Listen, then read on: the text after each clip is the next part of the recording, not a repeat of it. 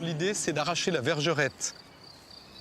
Alors on la reconnaît, elle est vert clair, assez haute comme ça. Et puis les feuilles sont pointues comme une lame et dentelées. Il faut faire attention parce qu'il y a une fleur qu'il ne faut pas arracher. Comme il n'y a pas encore les graines, on peut laisser sur place.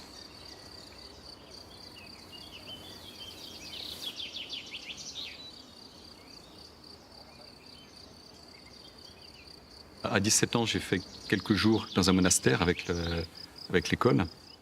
Et j'ai été très touché par cette impression d'unité. Des personnes qui vivaient centrées sur une seule chose. Alors que j'avais l'impression que moi-même et puis le monde autour de moi tournaient dans tous les sens. Voilà, leur vie me semblait à la fois très simple et très profonde.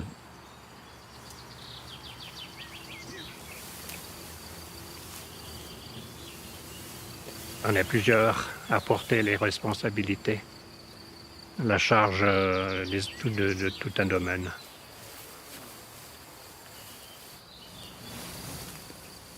On a une aide les uns pour les autres, même si c'est invisible. Même si on ne se dit pas grand-chose, on est là, ensemble.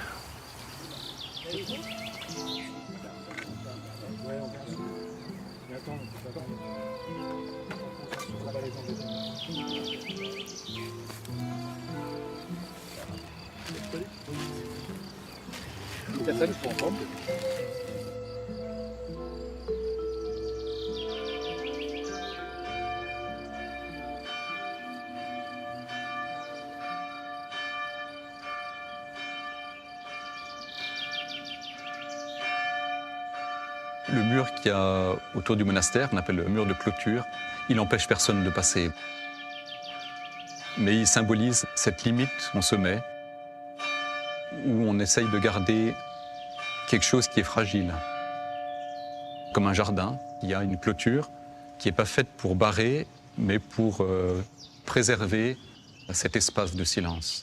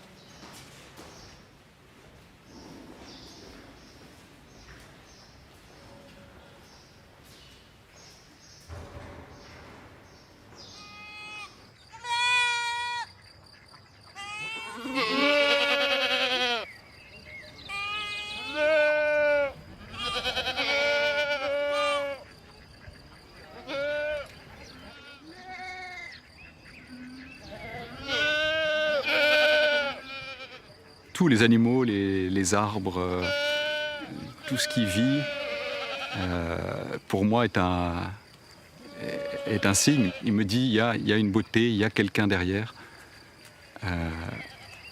Et ça, c'est inépuisable.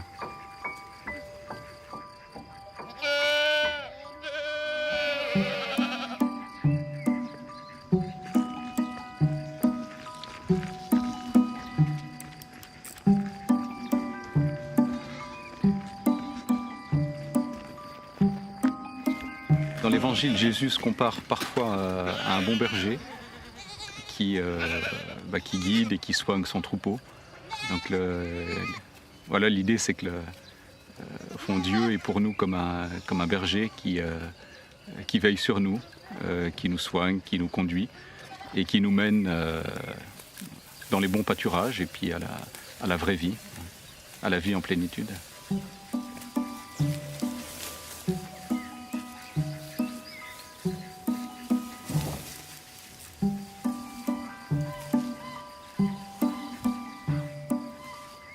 Même si on n'est pas physiquement avec lui, on a toujours quelque part le troupeau qui reste présent à notre pensée, avec des très beaux moments quand il y a les petits qui naissent, c'est magnifique.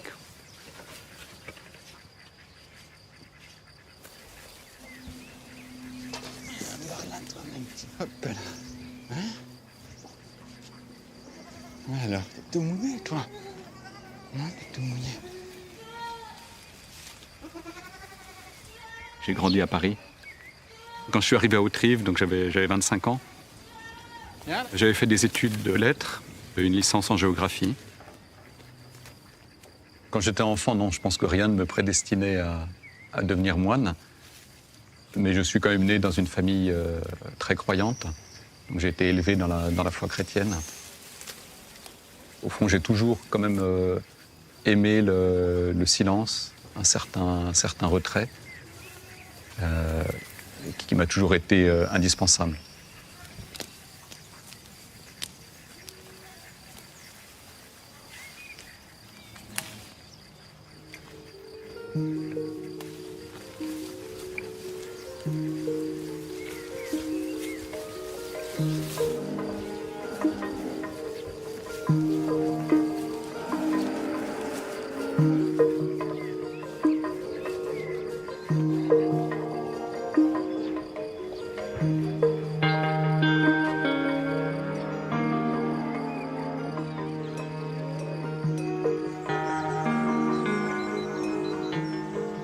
Frère Marie-Bernard, c'est le frère qui est responsable de la ferme avec moi. Il est fils de paysan, donc il a toujours vécu très proche de la terre. Il a une sagesse terrienne, on pourrait dire, qui est tout à fait extraordinaire.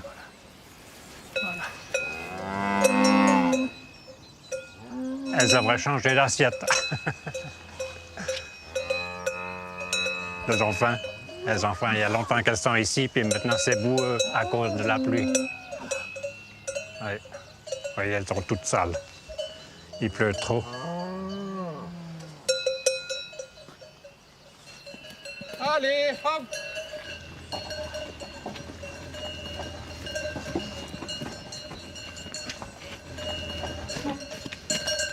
Allez! Allez, allez, hop!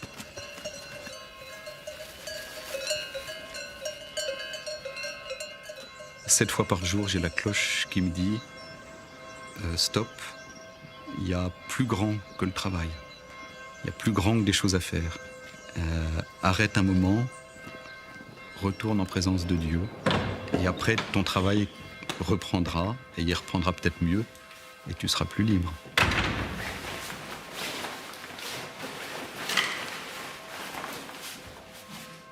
La prière me libère du travail qui serait comme un esclavage, qui peut toujours demander du toujours plus, plus, plus. Il faudrait travailler, faire, faire, faire.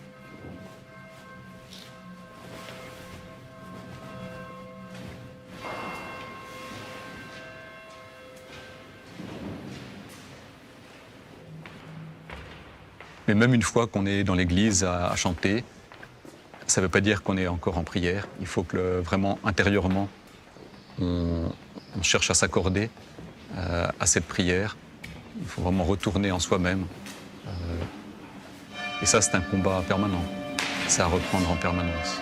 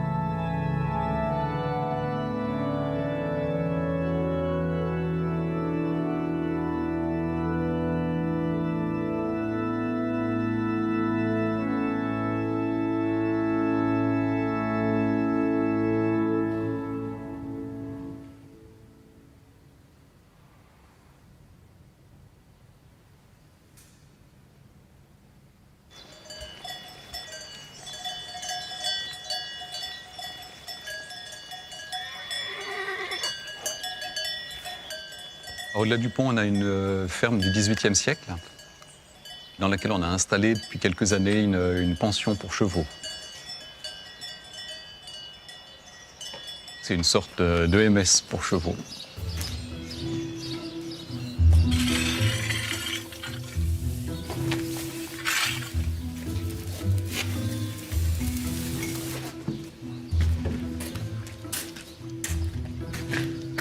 Salut Violine. Le plus fragile, bien sûr, c'est celui qu'on préfère. C'est la plus vieille jument, Violine, qui a 25 ans, qui a des problèmes de hanches, qui a du mal à se lever. Alors c'est un peu notre chouchoute.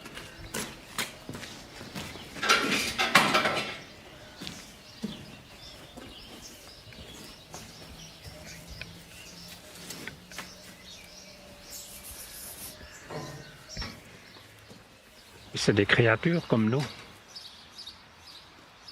Et il faut être avec eux comme on aimerait qu'on soit avec nous. Oui, ça c'est une conscience qu'il faut prendre. Ça ne vient pas tout seul, c'est avec le temps qu'on respecte davantage tout ce qui est.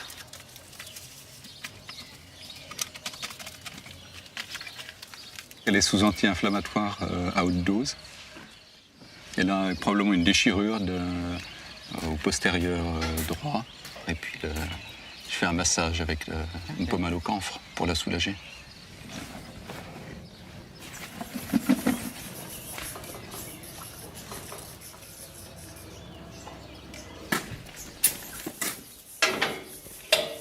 Oh, Violine. C'est ouvert, ouais. Comme elle est âgée, on espère que le traitement va faire quelque chose. Mais quand on verra qu'on n'arrive plus à soulager sa douleur, alors il faudra l'endormir.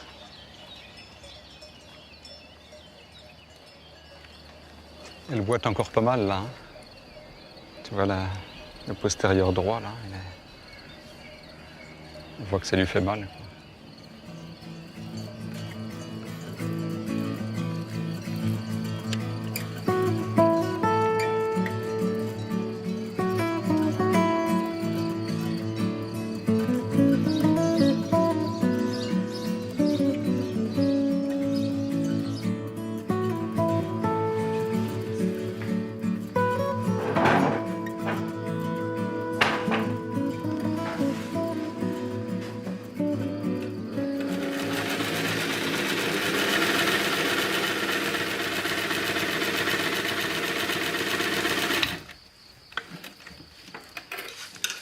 Ce sont des habits de travail, ça. Des habits courts, comme ceux que j'ai.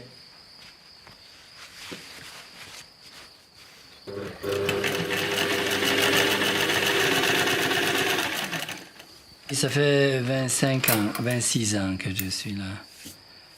Et je viens du canton du Tessin.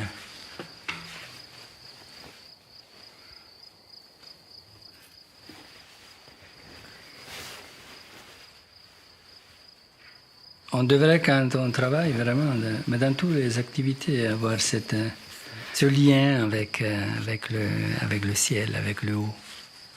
Alors tout, ça devient beau. Tu peux faire n'importe quel travail, mais alors voilà, on le fait avec joie. C'est pas toujours évident.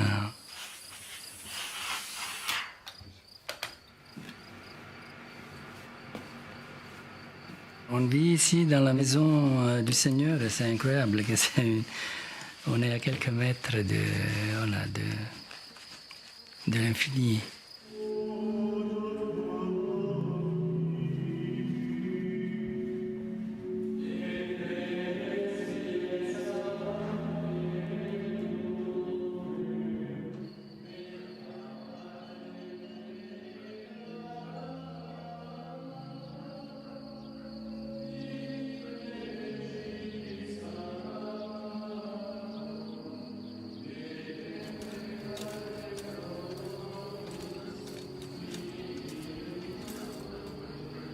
Je suis arrivé en 85, donc maintenant ça fait 36 ans.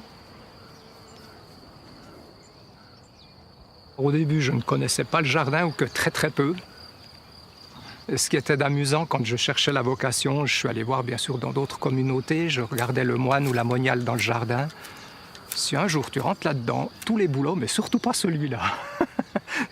Et puis, quand j'arrivais à la fin du noviciat, il se trouvait que le jardinier est décédé d'une crise cardiaque dans son jardin. Je savais que j'étais libre, donc je voyais un petit peu le coup arriver, mais sans plus. Et puis finalement, au printemps, le père abbé à la salle du chapitre dit « Voilà, je nomme frère Claude ». Et là, c'est le moment du silence, donc je me trouve devant un fait accompli. L'obéissance, ça peut être ça.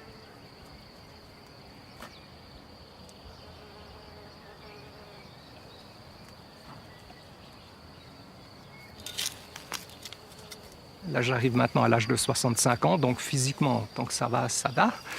Mais ensuite, ça, c'est toujours pareil. Il suffit d'un changement ou d'un départ ou d'un décès pour que tout à coup, on change de situation. Hein. Tout peut être tout à coup remis en question à cause de ça. Mais où je pense finir, c'est au monastère. J'aurais pas envie, je ne me verrais pas ailleurs actuellement qu'au monastère. Il y a eu cet appel de Dieu et je tiens à le garder jusqu'au bout.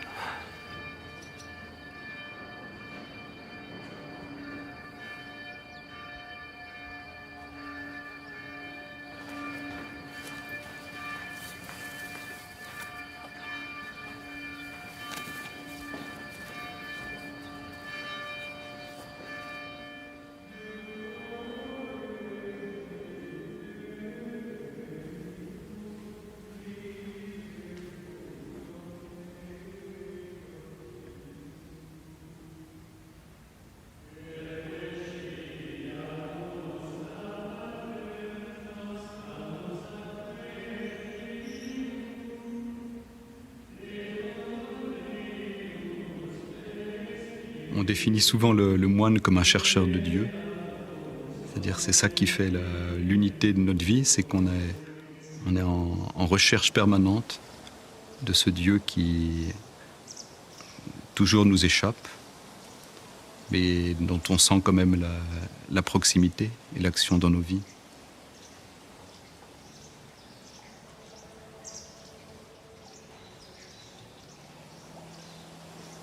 Pour nous, c'est aussi un travail de rester dans une intériorité, dans la vie spirituelle. Ce n'est pas quelque chose qui est donné d'un seul coup. C'est un long travail et c'est à reprendre en permanence. On est nous aussi guettés par la dispersion, par la distraction. Et simplement, on se donne quelques moyens pour essayer de garder plus d'intériorité. Et notamment, ça passe par le fait de se mettre certaines limites. Donc nous, on est par exemple très limité au niveau de... On n'a pas la télévision, on a quelques journaux, et également l'usage d'Internet est limité.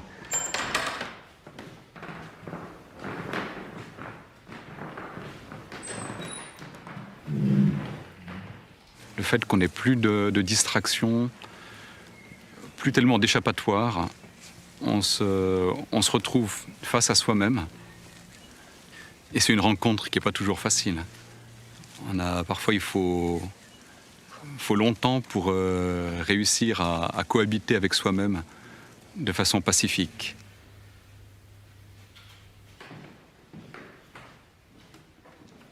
Et en fait, quand on comprend que soi-même, on est habité par quelqu'un qui est plus grand que nous,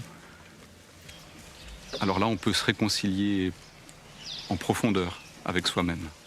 Mais c'est un chemin qui est très long.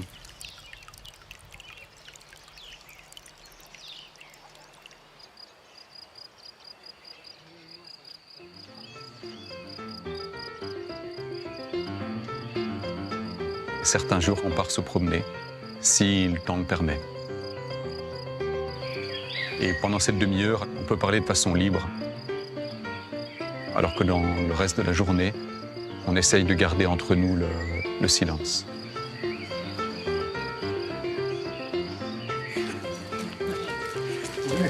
Venez avec nous, là. Tout. Tout doux, tout doux. C'est trop lent pour vous.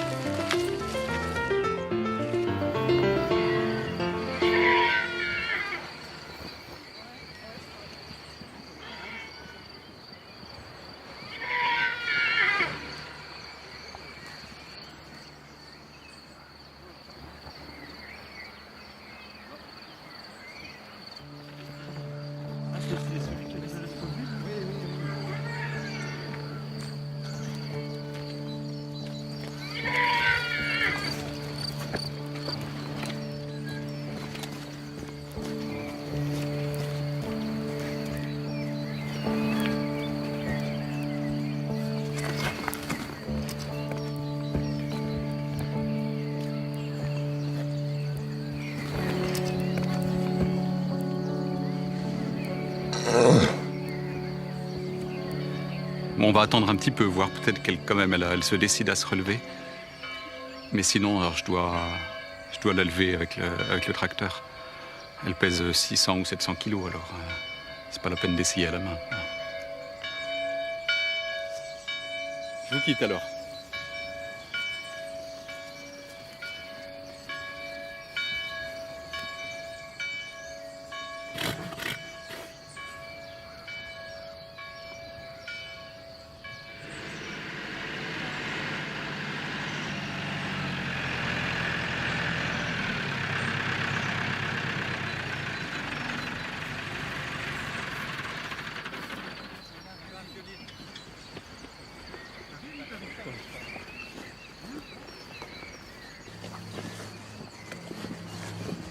Alors, qu'est-ce que tu fais? Ouais. Alors. Alors, ça y est. Avec les animaux, on partage, font partie de la création, donc on est embarqué dans le même bateau. L'autre fois, elle était couchée, donc pour passer la sangle. Vas-y, non, stop. Voilà. Doucement, vas-y.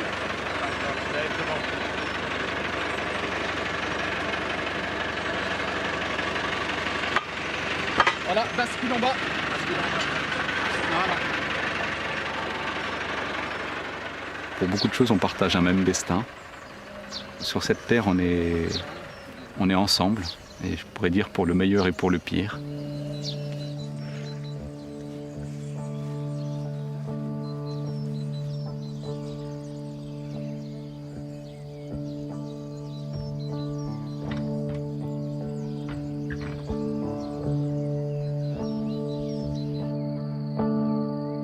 Nous sommes dans un fond de vallée, dans un des serpents que fait la Sarine.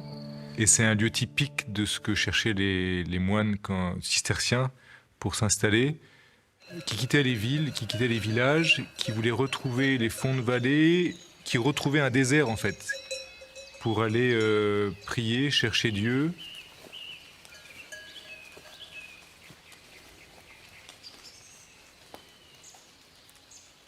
Un des livres qui a beaucoup marqué ma conversion, c'est Citadelle.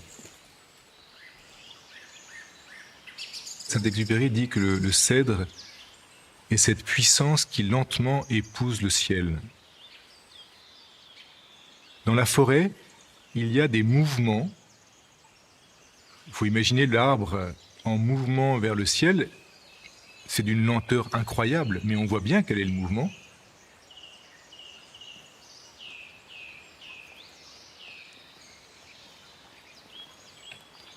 Au fond, je vois dans l'arbre ce que j'aimerais être.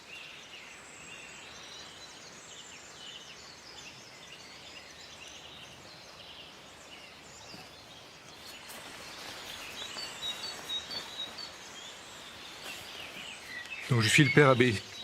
J'ai été élu par mes frères pour garder éveillé le fait que le Christ est en chacun.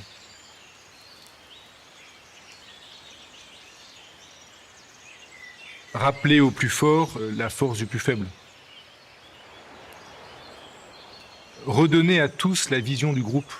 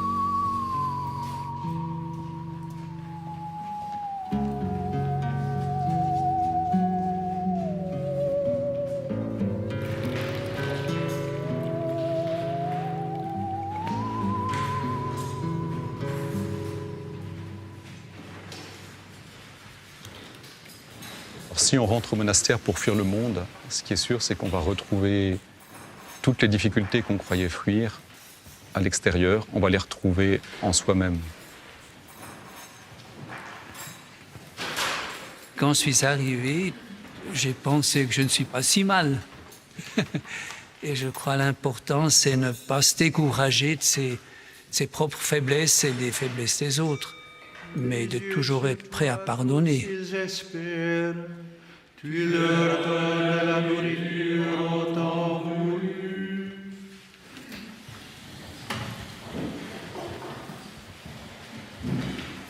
Dorothy Day, la révolution du cœur. Ça peut être un paradis à Haute-Rive, et puis tout d'un coup, un nouveau frère arrive et je le trouve insupportable.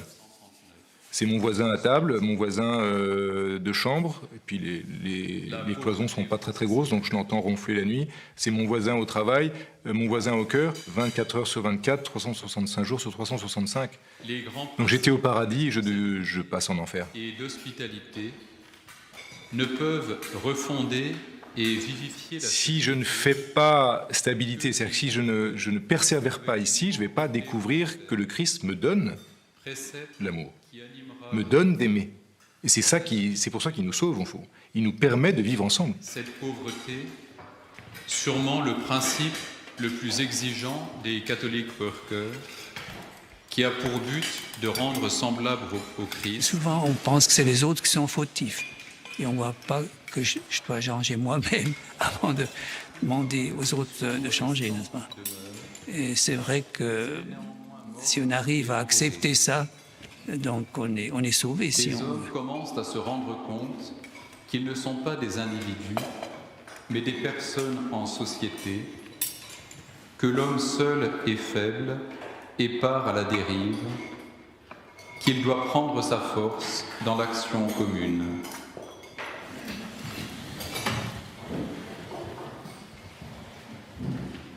Chaque jour, c'est un nouveau pas dans ce chemin. Chaque jour, il peut y avoir des progrès. On peut avancer.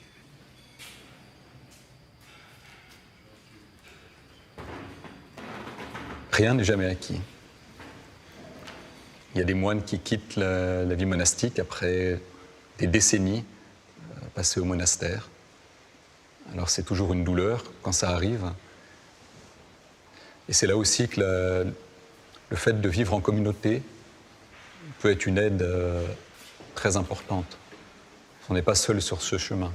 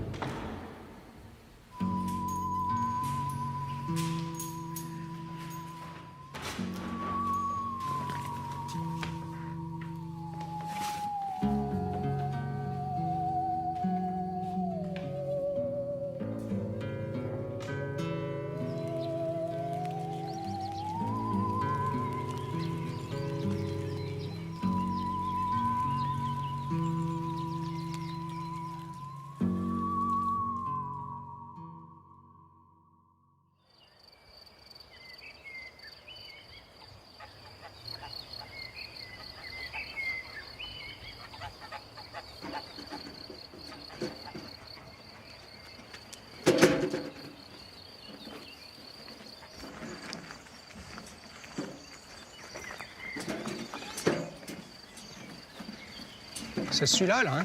Ouais.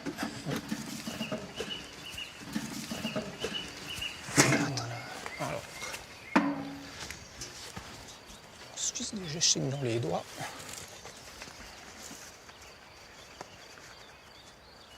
Personnellement, j'ai pas eu de frère, j'ai eu 2 sœurs. Voilà. J'ai toujours regretté de ne pas avoir eu un frère, et là, Dieu m'a comblé parce qu'il m'en a donné une 15aine. Lorsque je suis arrivé en 85, donc ce qui m'a impressionné chez le frère Marie Bernard, c'était son silence. C'est une chose qui m'a toujours marqué. Voilà. Ouais. Et je pense que chez lui, c'est ce qui se remarque, c'est cette présence de Dieu en lui, c'est cette apparence calme, tranquille.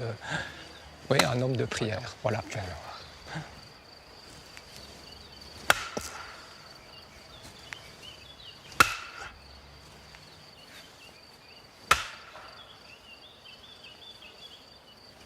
sculpté. Bon, Ah, il a non, une parce verrue, là. que ouais, j'ai fait exprès, j'ai fait une verrue. Ouais. Je me demande qu'est-ce qu'il pense, ce bonhomme, avec les yeux comme ça. Réfléchi. Ouais. Il n'a pas l'air d'être très content. Non, il est un peu hautain. Quand j'étais tout petit, qu'on me posait la question « Qu'est-ce que tu veux faire plus tard ?» Je répondais toujours « Je veux faire clown ». Et ça étonne parfois des gens d'aujourd'hui. Quoi, toi qui aimais l'humour, bon, je suis né en 56. Bon, à l'époque, c'était l'époque de Fernand Reynaud. Je connaissais presque tous ses sketchs. Et là, par ces piquets qui sont un peu des formes caricaturales, je recherche toujours ça, le drôle.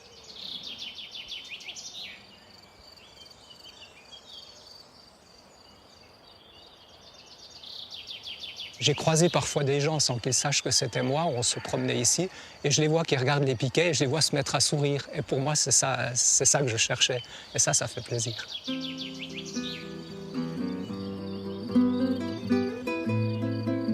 Bon, on y va? Ouais. Alors, je prends mon truc. On part.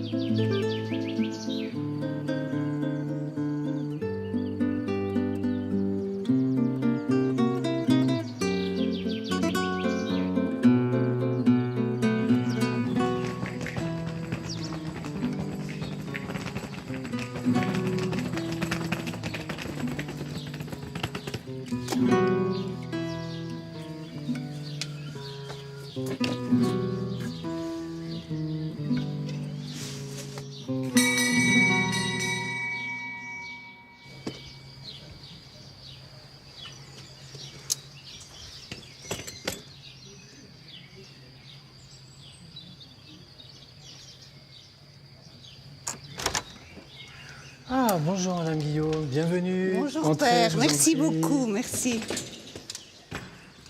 Voilà, vous voulez que je porte votre valise? Quand on accueille un autre, on accueille Jésus-Christ lui-même. Donc, c'est pas une petite affaire. C'est vraiment. Bon, il faut dire que Saint-Benoît a une vision très concrète du Christ, au fond. Il le voit, en particulier dans l'hôte qui vient. Merci beaucoup. Voilà, vous avez fait bon voyage? Oui, très bien, merci. Vous avez trouvé facilement? Oui, bien sûr, je me Il y a une rappelais. chose qui est sûre, c'est que votre valise est un peu lourde. Hein. Je ne sais pas ce qu'il y a dedans. Mais... J'ai surtout Bon. pris des livres. Ah, oh là là, l'intellectuel. Voilà, très bien. Alors, Il y a des personnes qui voudront nous rencontrer, il y a d'autres personnes qui n'éprouvent pas ce besoin. Et puis il y a ceux qui, les 5 dernières minutes, tout à coup, ont envie de poser une question. Il y a vraiment tous les cas possibles. Hein. Et ce qui nous est demandé, nous, c'est d'être dans cette disponibilité, au fond. c'est noté. Je vous donne un petit programme, comme ça vous pouvez encore vous On est très souvent les témoins de quelque chose qui nous dépasse complètement, en fait. Très bien. Oui, merci beaucoup. Alors écoutez, je vous laisse vous installer. Hein. Merci. Et puis bon séjour. Merci Voilà, père, voilà. merci beaucoup. Je vous en prie. À bientôt. Oui, Au très revoir. bien.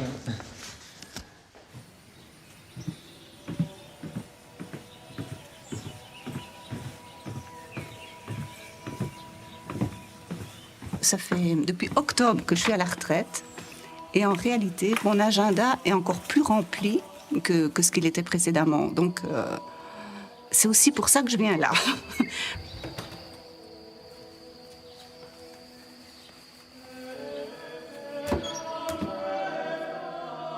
C'est vrai, j'avais amené tout un tas de bouquins, mais tout compte fait, je préfère rester à goûter et voyer. Voilà, c'est ça, savourer.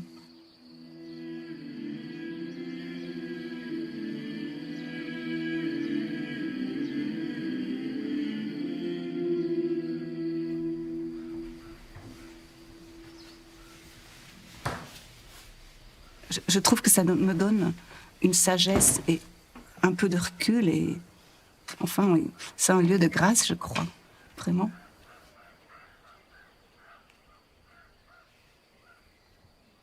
Les moines, ils m'interpellent à un voyage intérieur. Au lieu de toujours aller plus loin que l'année passée, enfin des nouvelles expériences. Moi maintenant, à mon âge aussi, j'ai envie peut-être de faire une expérience plus vers l'intérieur. On dit que le plus long voyage, c'est le voyage de la tête au cœur. Moi, je le ressens vraiment maintenant.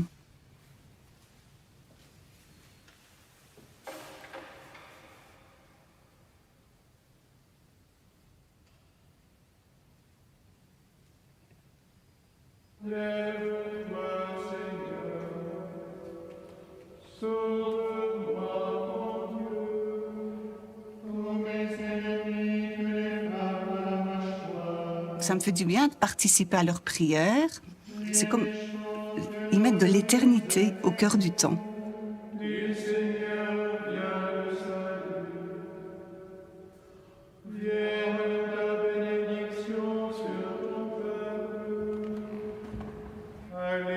Chaque heure du jour, il la célèbre.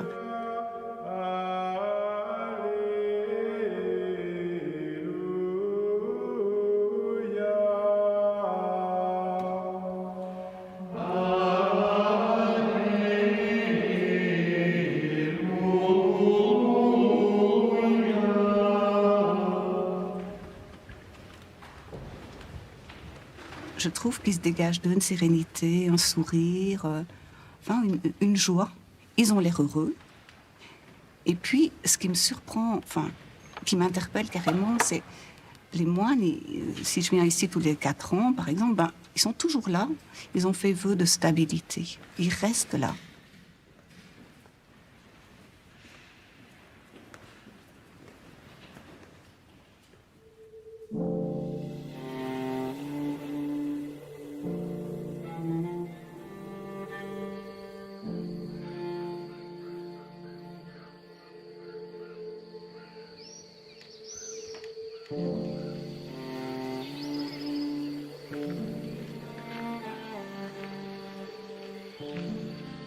Leur silence me parle. Étonnamment, on est dans une société qui parle beaucoup, en fait. Et les moines, ben, il y en a plein avec qui je n'ai jamais échangé une seule parole, et je me sens extrêmement proche. Et je me sens vraiment dans une communion qui fait que, par exemple, quand il y a eu un problème de santé avec une de mes petites filles, et ben là, je leur ai téléphoné, j'ai demandé qu'ils prient pour elle. Et je sais qu'ils l'ont fait, ils m'ont fait un mail en disant, on a même cité son nom au vêpres. J'ai trouvé ça tellement touchant. Parce que les moines ici, ils portent le monde. Ils prient vraiment pour les autres. Et c'est comme une famille, vraiment, je ressens ça.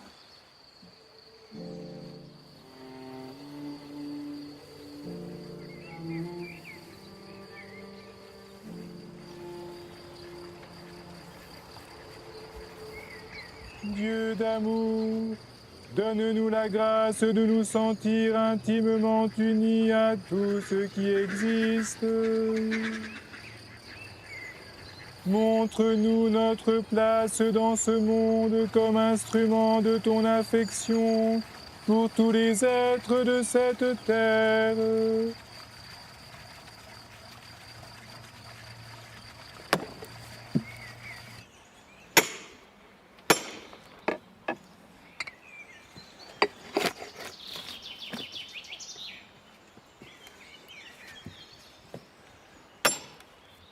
Le secret d'une vie heureuse,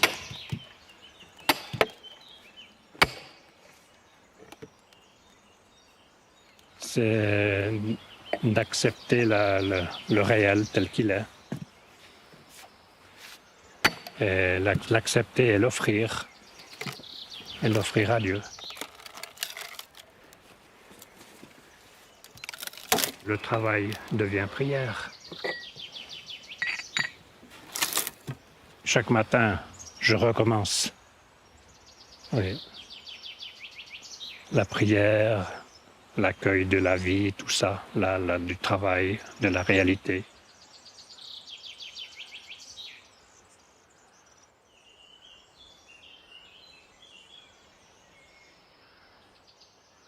Écoutez tout le bruissement de la nature, ce qui se passe pour l'accueillir, je pense. Oui.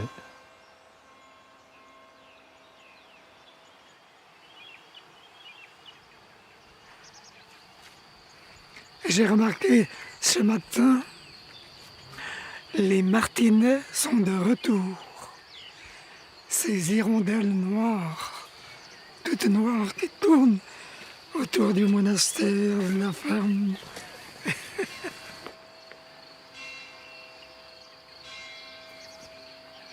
Chaque jour, je fais passer 33 000 kilomètres circonférence de la Terre sans aucune fatigue. Je suis bien assis, je dors, Je prie, je travaille, je me promène sans... Je suis comme dans une calèche où Dieu m'a mis sur la terre. Là. Qui suis-je? Je suis un humain et j'aimerais être toujours plus humain. Parce que je trouve que c'est pour moi, c'est une chose extraordinaire que j'existe. C'est-à-dire un être libre qui choisit lui-même ce qu'il veut être.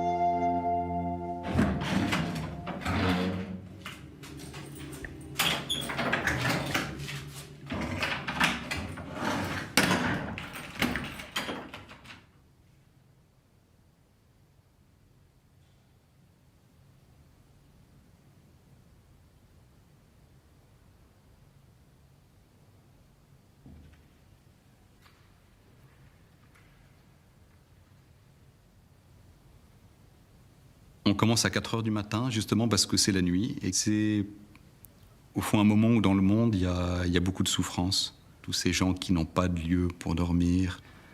Pour nous, c'est important d'être debout à ce moment-là, en prenant au fond toutes ces souffrances de l'humanité dans notre prière.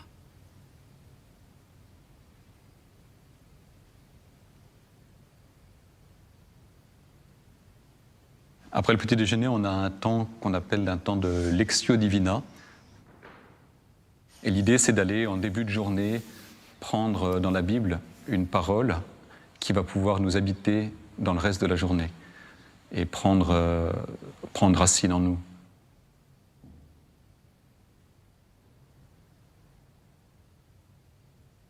Et c'est ça qui donne aussi le sens du silence qu'on essaye de garder entre nous.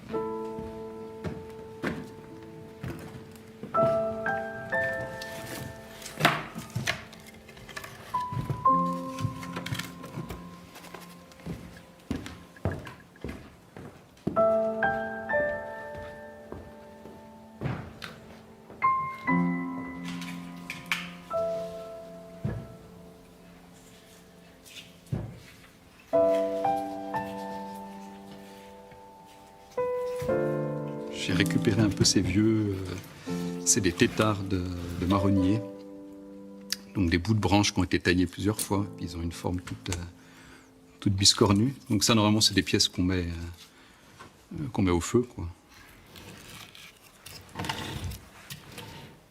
En fait, quand on les regarde longtemps, on s'aperçoit qu'il y a plein de possibilités de sortir quelque chose qui est beau dedans.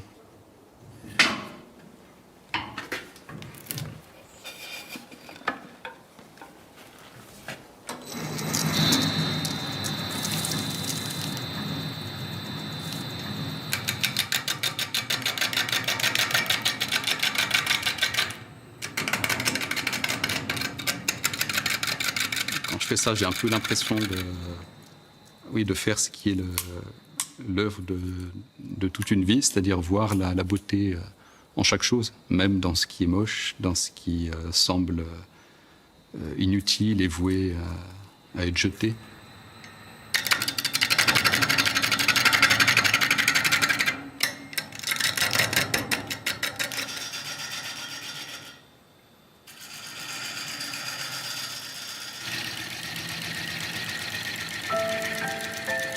On s'aperçoit qu'il y a une beauté en tout.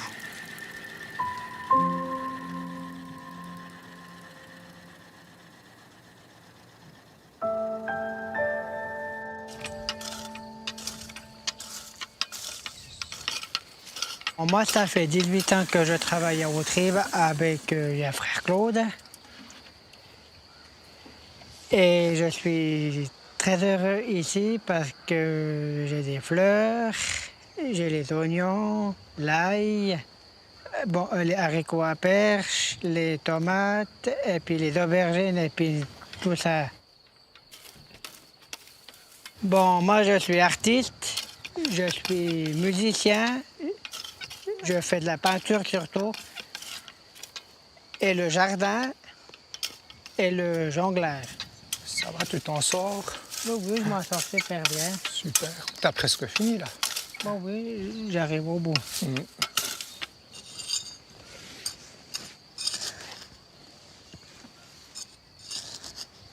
Attends, là, il y en a deux. Voilà. Tiens, un petit peu de terre, ça fait pas de mal. Ah bon, oui, c'est vrai. Prendre la personne en amitié et du bon côté avec Jean-Noé, c'est assez facile parce que le contact est simple et facile. Il n'est pas quelqu'un de compliqué, il prend les choses comme elles viennent. Donc on est vraiment comme deux frères. Je dois l'avouer franchement, ce serait un frère de la communauté. Pour moi, quelque part, ça ne changerait pas énormément. Bien qu'il n'a pas du tout envie d'être moine, mais... Je suis content avec mon frère et puis on s'entend super bien les deux. Ça, c'est mon frère Claude. Ouais. Et puis j'ai un frère qui s'appelle Corentin. Voilà. Et puis une sœur. Et puis encore pas oublier ma maman parce qu'elle va te dire pourquoi j'ai pas dit. Ce matin, j'ai médité sur la fin de l'évangile de Saint Jean, où Jésus demande à Pierre « Est-ce que tu m'aimes ?» Il lui pose 3 fois la question.